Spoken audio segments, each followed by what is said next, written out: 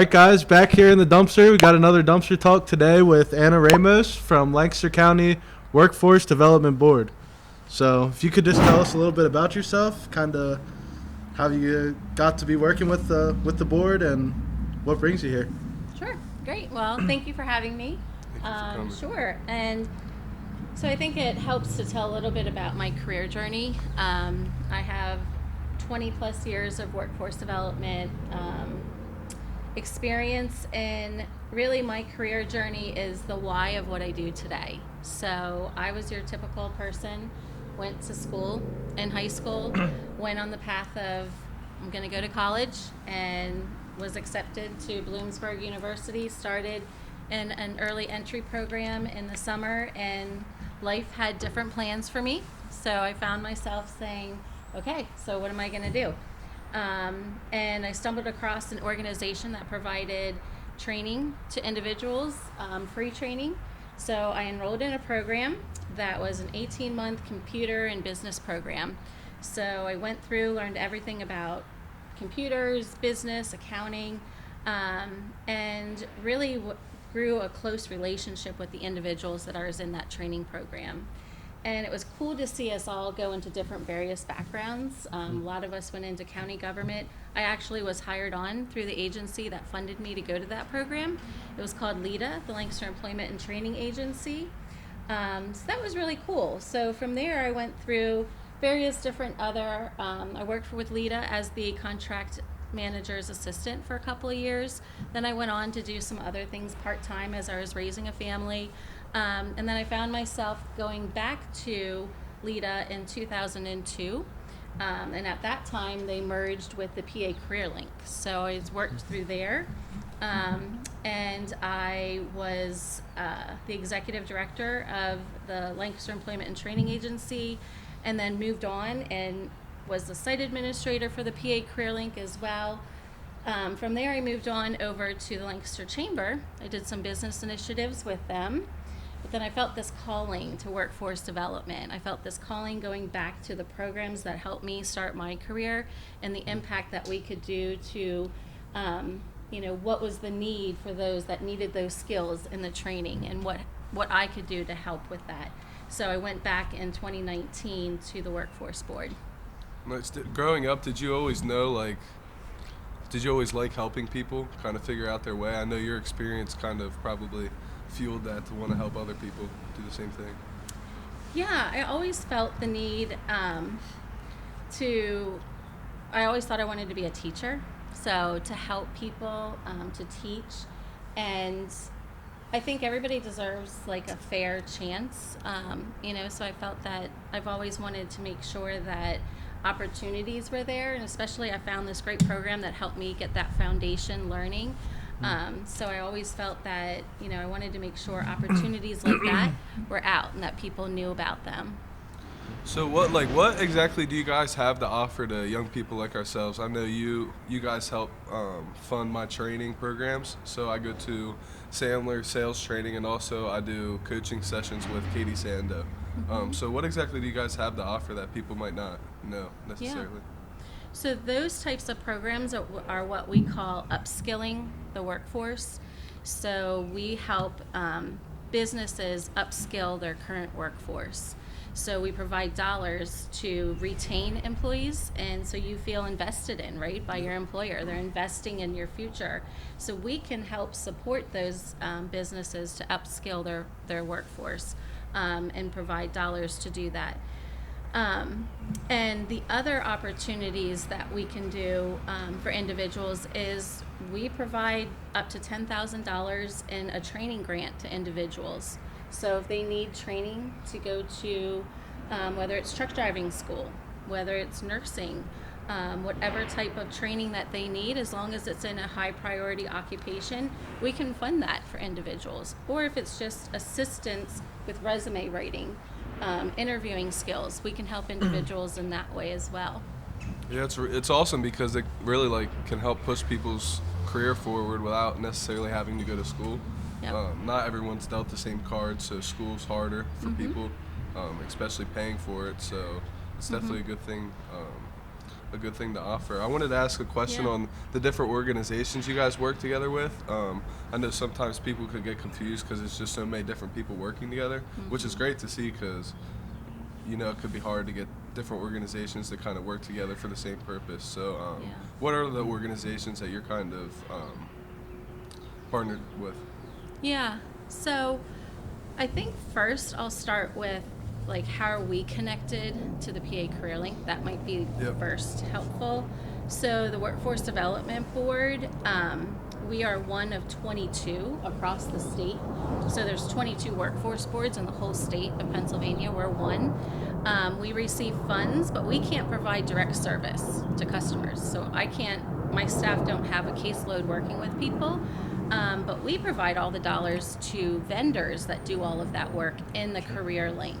Yep. So we provide the dollars to the people that work in the Career Link. So that's how we're connected there. But then we also can put grants out on the street and work with other vendors, out of school work Yep. providers to do different things. So some of the other entities that we work with would be obviously the Lancaster Chamber, representing all business. Some of the other chambers, Northern Lancaster Chamber, we work a lot with and partner to get some of the initiatives that we're doing out on the ground. We also partner with economic development. That's key to understanding how is the work that we're doing and the partnerships affecting the economy. Some of the other partnerships are with our local businesses. So my board is made up of 51% business. We have business leaders who share their industry needs. And we also partner with the Community Action Partnership, CAP. So we want to make sure we understand what their needs are, our county assistance office, so we get direct referrals from them. So individuals who are receiving cash assistance or food stamps, they are directed to our office to get support and helping in their job search needs. So those are some of the key entities that we work with. Do you Yeah, get to see? sorry. Go ahead. Do you get to see a lot of like people that you're able to like? Obviously, we went through you guys to help Todd get some different training on like different skills, and you see like he learned a lot from it. Is it cool to kind of see what that turns into after you guys are like people come in contact with you? Well, I will have to say you are probably one of the most innovative people with the training and Thank are you. setting the trend Appreciate with that. it. Yeah, because a lot of people utilize the training that, okay, they have an employee and maybe it's project management, for example, and they just need to get certified in project management. So they need their PMP certification. That's great to upskill their workforce or getting an additional credential. Maybe they're going to get paid a little bit more. But what your leadership has done here is saying, okay, how are we going to grow you as a leader within this organization? And let's use all these local resources and local training entities to do that. So let's map that out for you in the community. So that's really innovative. And they've put that together for you, a training plan together for you. And that's really cool to see. So you're a trendsetter for other entities to look at that. So Definitely, yeah. I appreciate that. I definitely love it because I went to college twice, went to Lancaster Catholic, and then was supposed to go to Widener, and COVID kind of messed that up. And school, I was never a big school, like traditional school person. Yeah. So that's why I decided to stay here, and the fact that we have such great leadership that I think we found out about you guys through Career Ready Lancaster. yeah. So just having the leadership, because it's one thing to hear about it, but like Dan jumped right on it. I remember the day he came back, and when he found out about it, and it came to fruition pretty quickly. I mean, I just finished my second term of my sales class, so I'm definitely thankful for everything you guys offer. We have a kid. We had Jill. I know you work pretty closely with Jill. Yeah. She's great. We have a kid, Will, through CTC. Okay. He's working with us now. So it's just cool to get like the younger generation in. I wanted to ask, what do you think is the importance of building up the younger generation? Because I know a lot of us want stuff quickly, and we don't know if we want to spend a lot of money to go to school. What do you think the importance of that, of like funding and helping them grow their career? Well, I think that's really what we try to do with Career Ready Lancaster, and that whole partnership is just trying to put more resources to career exposure. So that's exactly what that is. So trying different things at a younger age so that there isn't as much transition as you're older, right? So that you're exposed to different things so you know that it's even an option. So that when you are ready to graduate high school, you have all these opportunities in front of you. That it's not, oh, you're not going to go to college. What are you doing? Oh, wow, you're going to go right to work? You're so smart. Because guess what? Your employer is going to pay for your education. You're not going to have all this debt because, there's so many people. College isn't for everybody, and it's not for all careers. There's a place for college. It depends on what career you're going for. Then that lines up for what education you need. But not every career needs a 4-year degree. And majority of the jobs in Lancaster County do not require a 4-year degree. So I think what it is, it's really about providing more exposure and opportunities at a younger age to expose people to all the different types of careers that are out there, so they even know that they're even an option. And that's what we're trying to do with that partnership, but then as an organization, put more dollars out there. For sure. I definitely think it's very important for young people to try stuff. I mean, when we started here, we were torching metal for 8 hours a day. And then we kind of just started trying new stuff. I grew up here, so I never knew what sods was. But it's just trying the different stuff. You kind of will find what you want. I think we're lucky to have, Dan pretty much always, they're big on lifelong learning. So, what, to your point, you just said, even if you don't go into, someone's path might be to just start working right out of high school. But, through, if talking to you guys and stuff, you're still able to learn. Growing up and working through your career. Learning never stops, and even at college, I mean, you could do 4 years, and college is great. I'm not. No. It always kind of seems like I don't like college, but you don't. I truly don't think you learn until you get to the job, because you learn the base of stuff, but each business is ran differently, each industry is ran differently. So I think you really learn once you get on the job. I mean, we learned so much. I didn't even know what copper was when I started here, and my pap's a plumber, so that's not good. But I've learned so much, and I also think it's also up to the business owners. I was just gonna say that. Because how I said earlier, it's one thing to hear something and think it's a good idea, but they try it and they never tell us no, and they let us mess up, which I think is important. People are very. I hear my friends who are starting to get out of college and working, and they're scared to mess up. And I just couldn't imagine being scared to mess up here, because I mess up probably once a day on a good day. Well, that says that you're in a good environment, right? So, and that's what I was going to say. So being around, I didn't grow up saying I want to work in workforce development. I think majority of us that are in it never even knew that's what we were doing until you're in it. But I've been around it for many years, and I'd say in the last, I don't know, COVID throws off all the years. So 7 or 8 years, business used to say, we have all these workforce issues, we can't find people. They would point to education, and education would say, well, business, you don't tell us what you need, and everybody was pointing the finger. Well, in the last 7 years, I'd say, that stopped. And we're working together, and people are connecting. And business are lifting their sleeves and saying, how can we be part of the solution? And education saying, how can we help? So that's why you're starting to see them working together. And you're lucky here to have great leadership that sees, let's try to do something different. Let's listen, and let's try to be innovative and creative in how we're doing that. And that's what we need to see more of in business. Around giving all people an opportunity, especially around, we have the lowest unemployment rate since 1999, 2.3%. It's never been like this. So the dust has settled since COVID, but people still need people to work. But the population and the folks available to work look different, and they need people to give them a chance. And, so for example, one group of individuals are those that are justice impacted. Maybe they have a criminal record. I think the unemployment rate for those that have something on their criminal record is around 27 to 30% is their unemployment rate. They can't get a job. Businesses just won't take a risk. But those are people that are able to work. They just need an employer to look at things differently. And they want to work. And they're going to show up every day. With Career Ready Lancaster, we did a survey to businesses. What are the top 5 skills you look for in individuals? It wasn't a college degree. It was things like team building, resilience, problem solving. Those are the skills they're looking for. And those are across, everybody can do those, so.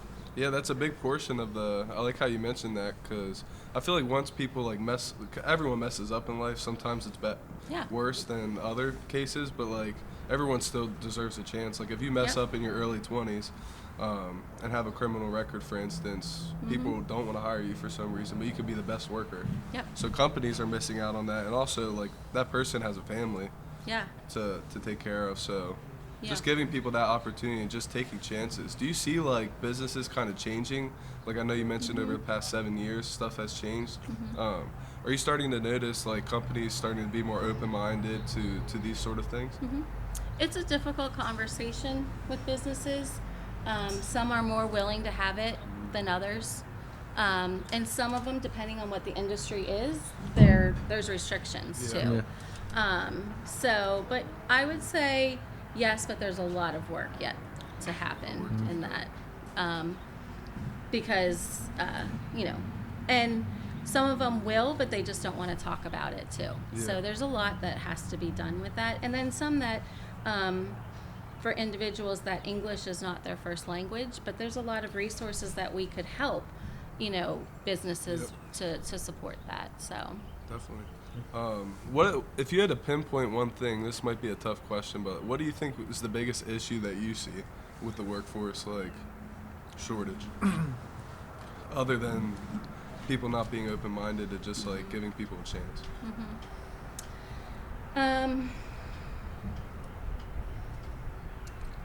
Those were two of the top things I was going to say, is really that, we're not going to find the unicorn in the room anymore.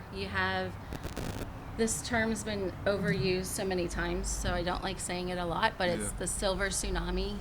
You see all the retirements, people are retiring. So the need to really look within is crucial, more now than ever. So where do you have somebody within your company that maybe just needs a couple of credentials to skill them up to fill those positions? That opens up the door to hire somebody to fill that position. And you're more likely to find that position than the unicorn you're looking for. So I think it's looking at folks differently within your own organization is really critical at this point. And then also looking, the dust is settled. What's left is what's left to work. People aren't jumping job to job like they used to.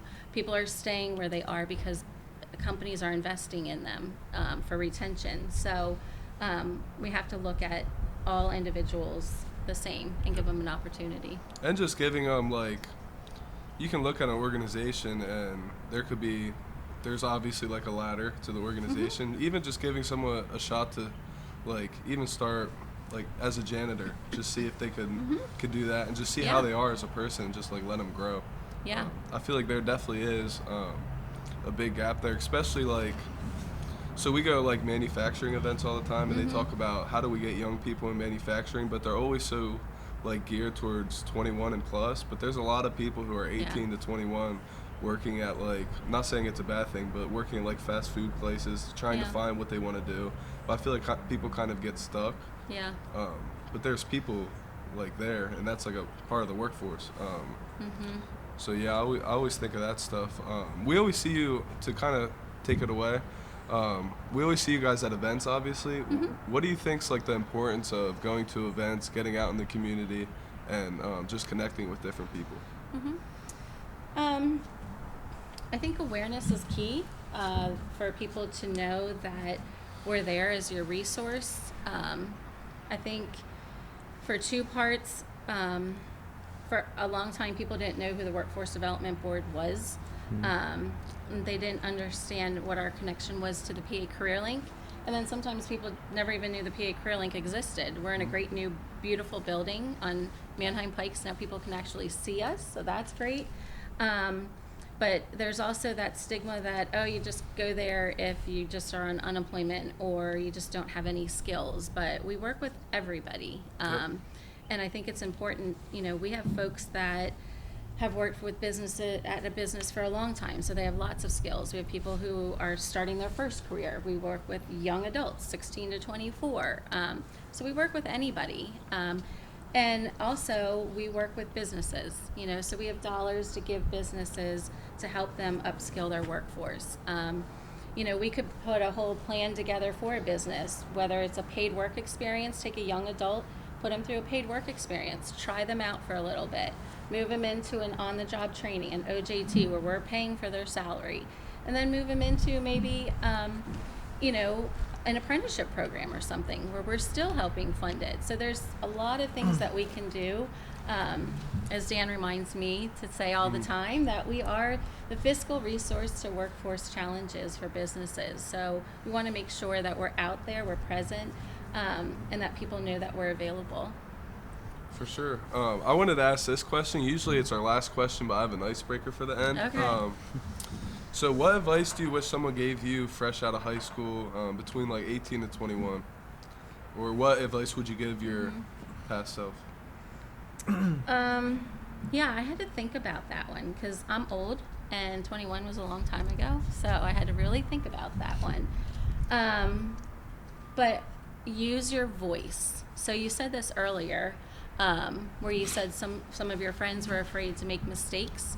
I wish somebody told me that earlier. Use your voice, because there was a lot of times I'd be sitting at team meetings or things like that, and being the newbie, you're sitting in a team meeting at a table, and you're like, okay, I'm gonna just sit back and watch because they've all been here a lot longer than me. They have a lot more knowledge than me. I'll wait to give my opinion. Yep. But then later on, they make a decision. It was the one I had in my head, and I'm like, oh my gosh, that was my thought. And they wouldn't have known that if you didn't use your voice. Yep. So, and then sometimes, you share your thoughts with people, and then they take them back, and now it's their thoughts. So you got to be careful with that too. But I think, use your voice. Don't be afraid to make mistakes. And you never know. You might be wrong, but you never know that might be exactly what your company or whoever was looking for. So don't be afraid to speak up. And you're not going to be right all the time, but you have to make sure you're using your voice. Yeah, that really resonates with me because we're both in peer groups. When I joined my peer group was the morning after my 21st birthday. And the youngest person in the organization before I joined was 36. So I already came in with the thought of like, they're mostly like business owners, executives, and at the time I was just torching most of the day. So like I was going in kind of thinking like, what am I going to have to offer these people? I'm Don't want to say like nothing.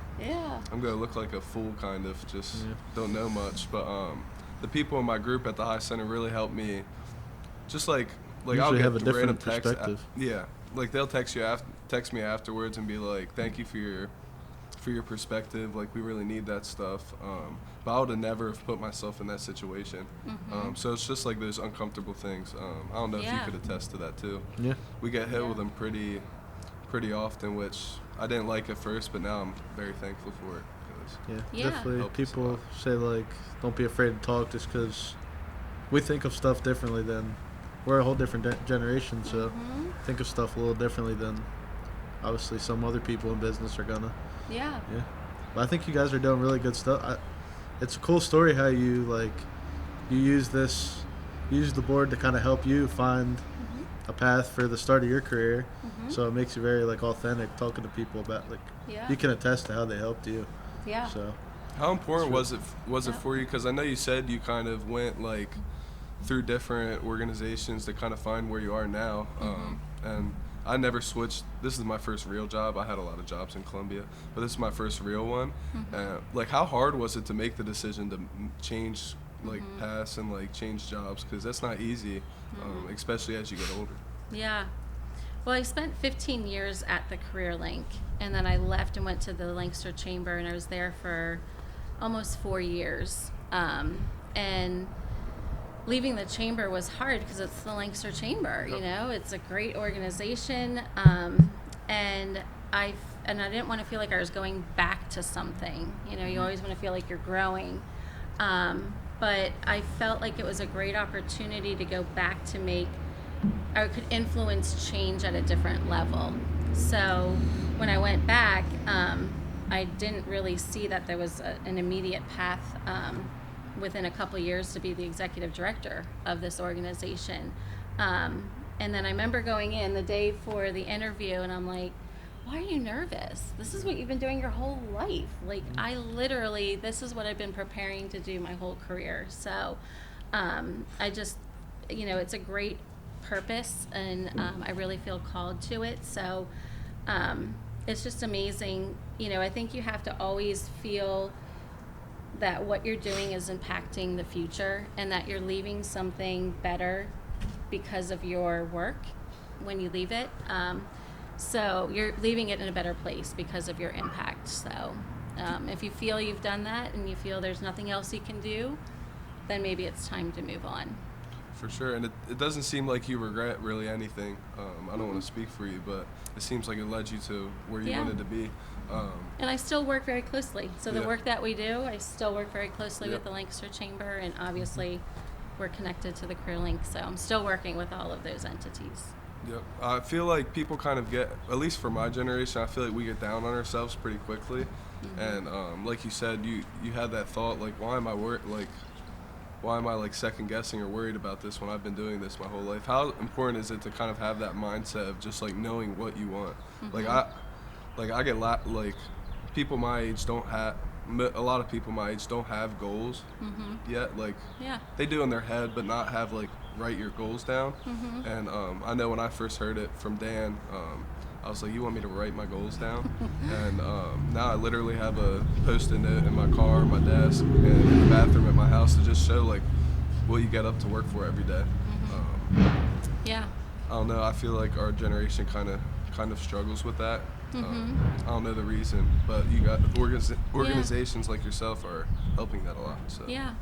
I have a couple of stickies on my monitor, and no matter where I've moved, they always stay there. And it's where focus goes, energy flows. So I can focus on like what's not working and the negative stuff and all that, and that's where my energy is going to go. Yep. But where I focus, that's where my energy goes. Lead with character, let your character lead. So it's really important to I lead with my character and I let my character lead. And who I am is who I am. I can't really be anybody else. And then don't confuse activity with accomplishment. So you might see a lot of people busy, but what have they really accomplished? And that goes for me too. So those are a couple of things that just help me keep a little grounded, but keep focused too. It's good to have those little phrases. I keep this one in my head, one day or day one, because I made a lot of excuses when I was younger. So you can either say you're going to do it one day or just make today day one. Yeah.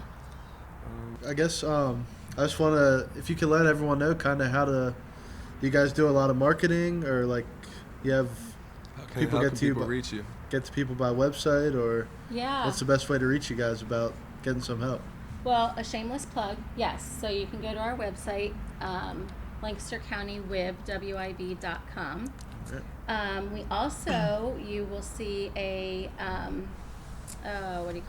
the press release coming out soon. So we have these lovely kiosk machines across the county.